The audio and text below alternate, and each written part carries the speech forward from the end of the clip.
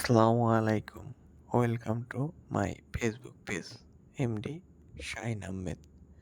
আসলে এই জগতে আমি নতুন, তাই সবার সাপোর্ট আশা করতেছি।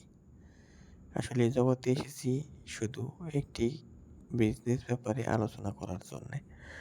এটা আমাদের পারিবারিক কিছু বিজনেস, যার নাম দিয়েছি ফ্রেন্ডস ফরএভার বেস্ট শপ। আসলে এটা শুধু আমাদের না, সকলের জন্যেই।